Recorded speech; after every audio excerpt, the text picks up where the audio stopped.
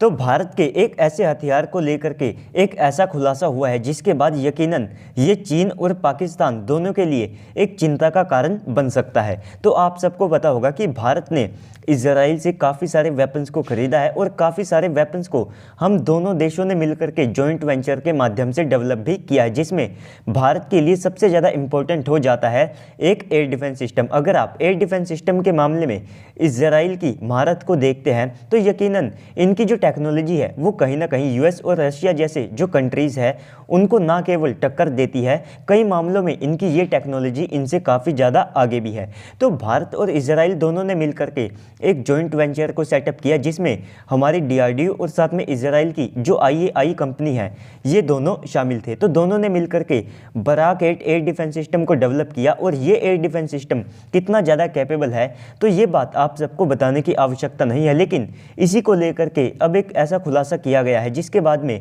आप सब भी जान करके हैरान रह जाओगे कि ये एयर डिफेंस सिस्टम युद्ध के समय में कितना ज़्यादा इफेक्टिव साबित हो सकता है। तो वीडियो को शुरू करने से पहले आप अभी से वीडियो को लाइक करके कमेंट सेक्शन में जा करके जय हिंद कमेंट कर दीजिएगा। तो दोस्तों रिपोर्ट्स के अनुसार भारत जिस बराक 8 एयर डिफेंस सिस्टम को यूज़ करता है तो ये चाइनीज़ और जो पाकिस्तानी बैलिस्टिक मिसाइल्स है इनको टारगेट करके इनको डिस्ट्रॉय भी कर सकता है। लेकिन यहाँ पर सबसे ज़्यादा जो मेन पॉइंट होता है वो ये होता है कि एक एयर डिफेंस सिस्टम की कितनी ज़्यादा एक्यूरेसी है, इसका हिट रेट कितना ज़्यादा है, यानी कि ये कितने % चांसेस है कि जो दुश्मन के एरियल टारगेट्स है उनको डिस्ट्रॉय कर सकता है। तो यहाँ पर जो बराक 8 एयर डिफेंस सिस्टम है इसने अपनी ऐसी कैपेबिलिटी को प्रूवन किया है जहां पर ये 85% चांसेस देता है कि पाकिस्तान और चाइना की जो SRBM यानी कि शॉर्ट रेंज की बैलिस्टिक मिसाइल्स है उनको ये मार गिरा सकता है। और इतनी जो हिट किल प्रोबेबिलिटी है ये आप सबको कहीं जो वेस्टर्न स्टैंडर्ड के वेपन्स है या एयर डिफेंस सिस्टम है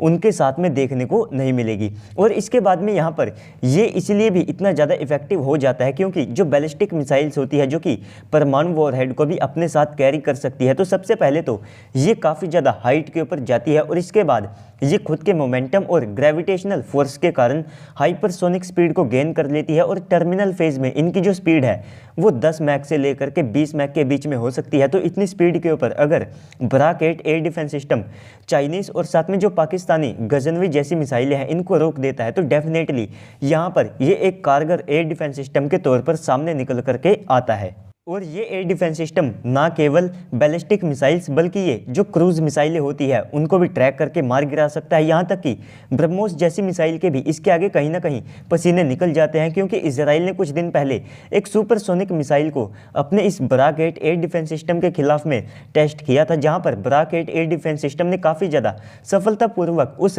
सुपरसोनिक मिसाइल को मार गिराया था। इसी के साथ में ये स्टेल्थ फाइटर जेट्स को भी मार गिरा सकता है, जो ड्रोन्स होते हैं, हेलीकॉप्टर होते हैं, वॉक्स होते हैं और इसी के साथ में जो एयर रिफ्यूलिंग के लिए टैंकर्स होते हैं तो उनको भी ये ट्रैक करके मार गिरा सकता है, यानी कि मल्टीपल टारगेट्स को ये एक साथ इंगेज कर सकता है। इसी के साथ में यहाँ पर ये भारत के लिए और ज़्यादा इंपॉर्टेंट इसलिए हो जाता है क्योंकि आप इसे भारत का front line air defence system कह सकते हैं, जो कि काफ़ी ज़्यादा कम कॉस्ट के साथ में आता है और इसे हम खुद से बनाते हैं। तो इसके कारण इसकी जो लागत है वो और ज़्यादा कम हो जाती है, जिसके बाद भारतीय सेनाएं इसको काफ़ी ज़्यादा बड़े स्केल के ऊपर यूज़ कर सकती है। और ना केवल कर सकती है बल्कि भारतीय सेनाओं के द्वारा इसको काफ़ी ज़्यादा बड़े स्केल के ऊपर यूज़ किया जाता है। भारत की वायुसेना हो, थल सेना हो, यहाँ तक कि हमारी जो नौसेना है उनके जो नेवल शिप होते हैं उनमें भी बराक 8 एयर डिफेंस सिस्टम का काफ़ी ज़्यादा बड़े स्केल के ऊपर यूज़ किया जाता है। यहाँ तक कि हम भविष्य में अपना जो खुद का XRSAM एयर डिफेंस सिस्टम बनाएंगे तो उसके जो इंटरसेप्टर मिसाइल है वे आप सबको कहीं ना कहीं बराक 8 एयर डिफेंस सिस्टम के जैसे दिखाई देंगे, यानी कि इससे हम फ्यूचर के जो एयर डिफेंस सिस्टम है उनको भी तैयार कर सकते होंगे, जिससे कि दूसरे देशों के ऊपर हमारी जो निर्भरता है वो भी यहाँ पर कम होगी। तो दोस्तों ओवरऑल इस पूरी न्यूज़ के बाद और पूरी रिपोर्ट के बाद अब आप सबको क्या लगता है कमेंट सेक्शन में बताइएगा। साथ ही साथ अगर आपको वीडियो अच्छी लगी है तो वीडियो को लाइक कर दीजिएगा, चैनल के ऊपर पहली बार आए हैं तो प्लीज़ से चैनल को भी सब्सक्राइब कर दीजिएगा। तो चलिए दोस्तों आज की इस वीडियो में इतना ही, मिलते हैं अगली वीडियो में, तब तक के लिए गुड बाय, जय हिंद।